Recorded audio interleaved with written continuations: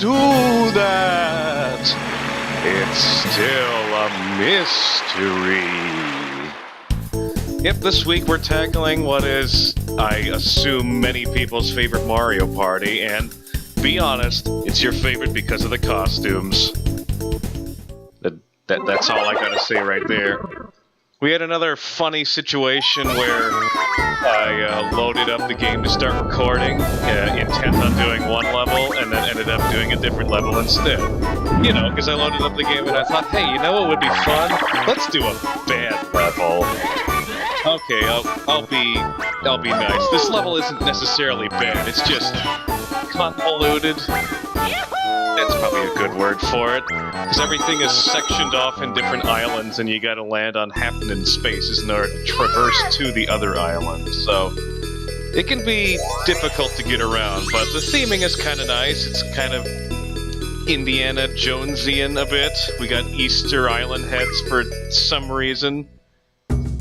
Who knows who was in that plane that crashed, and before we get any further, we're gonna make a few changes here. Fast message speed, saving in case something horrendous happens, and skip explanation screens, as is tradition. Right, now we're back to this game. I was a little indecisive over who to play as. My two favorite video game characters are Luigi and Wario, and so when I play this and one, where there's a lot fewer characters to choose from, I'm always going to pick one of those two. So I thought, hey, why not flip a coin for it? So I did. I had a District of Columbia quarter on hand. Yeah, there really is a District of Columbia quarter. Oh, hang on, I'm going to stop talking and shoot some stuff. Oh, man.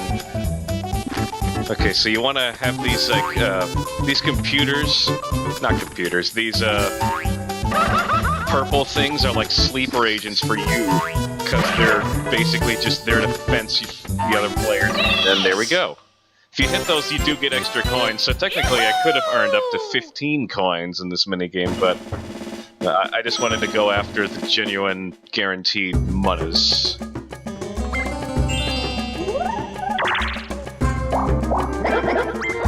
Anyways, yeah, District of Columbia quarter. Maybe not all of you knew that is a thing, but it is indeed a thing. And so I thought, okay, heads will be Luigi and tails will be the DC side, because DC's full of corrupt rich people, just like Wario. See what I did there? I kind of have a history with this game. Well, I kind of have a history with all the Mario Party games, so that's not really saying much of anything, but like, you'll see when I get to one, which will happen eventually for sure. One is very difficult. Like, there's tons of horrible things that can happen to you. You can play one minigame and lose all your coins, whereas this minigame made things nicer. And made it so that you don't have to worry about losing coins in minigames anymore. So that's when I decided I would go ahead and use the save function after every turn. Oh crap, I thought it was B, no! This minigame I've always considered to be really hard, especially if you're on the 3 team. Well, specifically if you're on the 3 team, but I am playing with hard computers, so they're probably like, I'm running this thing, and they do it totally perfectly, so I didn't even need to play this minigame.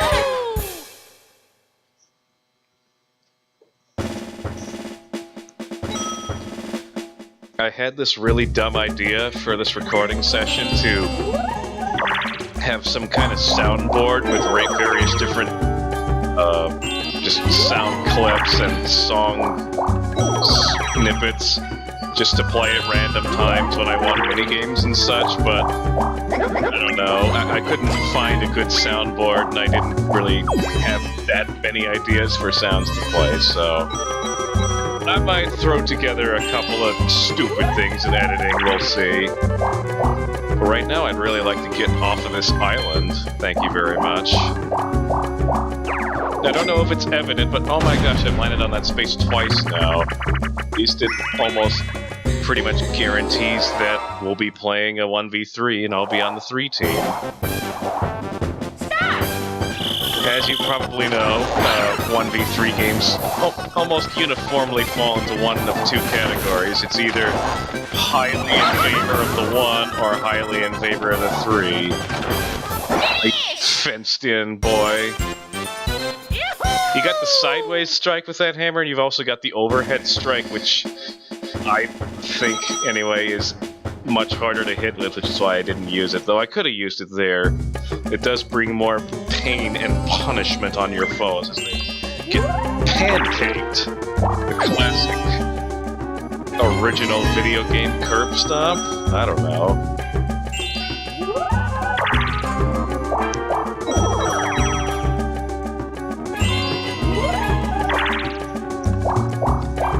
Sadly, unlike last week when we were playing Mario Party 3, I can't up the traversal speed on the board. That's something that was pretty much exclusive to Mario Party 3. It was nice to have, too. Alright, which minigame are we gonna play today? Alright. Mario Party 2 has a lot of remakes of games from Mario Party 1. And there's a specific reason for that, and that is because Mario Party 2 actually started off as a expansion pack for Mario Party 1. You might ask, how the heck did they do expansion packs on a cartridge-based system? Well, there's a relatively little-known thing called the Nintendo 64 DD, or disk drive, which is exactly what it sounds like, a CD-based add-on for the 64. Released in only Japan because it sold horrendously there, and they never bought it here.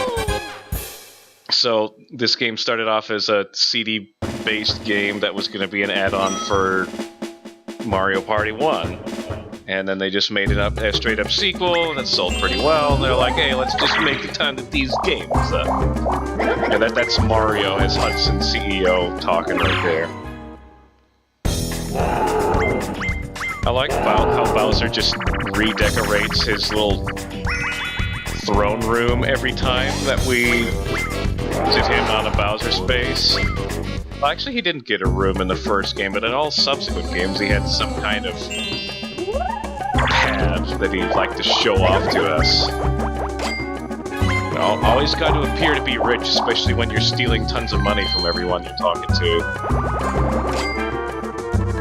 So Mario's doing a dumb thing, which, I mean, it's not that dumb. It's a helpful way to transport you across the board. The problem is there's a slight chance that it'll malfunction and put you off in some no man's land, which you might be wanting to go to anyway, depending on what kind of person you are.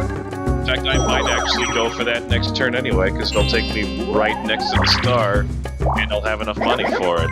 Except I know I opened up my mouth way too soon, because we're gonna have a battle minigame. Unlike Mario Party 3, there are no zero-coin battle minigames. Well, I still have enough to pay the UFO and get the star, so... I am not a big fan of this one. This one's hard, but it's also overridden. No, don't kill me. Okay, I'm guaranteed Munus. No! It's a very, very quick minigame, and it makes me scared. You really want to avoid head-on collisions, because a lot of times what'll happen is whoever's moving faster during that head-on collision will force the person that you just hit to, like, turn around and have their balloon just basically giving an open invitation to them. You don't want to do that. And I don't know why it didn't happen that time. It was kind of unexpected and allowed me to stay in the game for just long enough to nab second place. No! I got sent to no man's land! It's just a whole bunch of red spaces and one happening space with, I think, just... Wait, is this sent to that? Okay, I think that sent me to the island I was...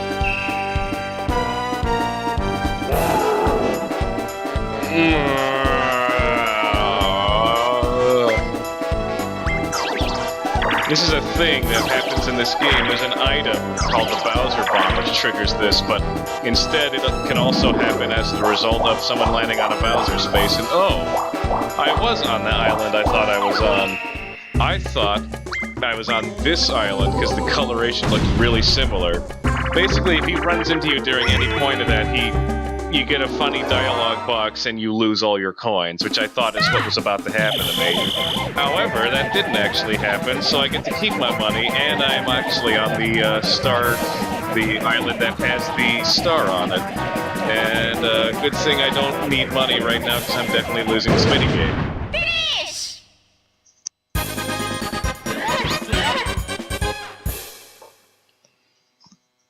Thank goodness this isn't Party 1 where you lose coins if you lose a 2v2 minigame. All the 2v2 minigames in that one, basically the prize is furnished by the losers. Come on, DK, you're about to get the star. Now you're kicking me while you're down. Actually, if I can nab... Well, I'm not gonna nab enough points because he's taking all my money. Arr, DK, you're spending all me money. I neglected to realize that I was on a really crowded island. Yeah, so if we hadn't had that miscue with the UFO, I totally would have gotten that star, and holy crap! The star appeared on the same island twice? That never ever happens. I'm serious, it never happens. That's really weird. Of course, it also means that Baby Bowser is here, so if you pass by Baby Bowser, he takes 5 points from you. In very rare instances, he'll give you 5, but that typically doesn't happen. I am now alone on the star space, or star island thing. Unless, of course, Yoshi comes over here, but he doesn't have enough money. Since I lost 20 coins to Boo, I'm going to have to not roll too much. Never mind, leaving this space. See how this board can be convoluted? Oh goody, it's a remake of, what's it, Mushroom Mix-Up I think was the original? I remember when I was a little kid, it took me ages to figure out that you could just go to the middle. Of course, I just so happened to start off on the worst corner possible of the board, and then DK decided to be a total...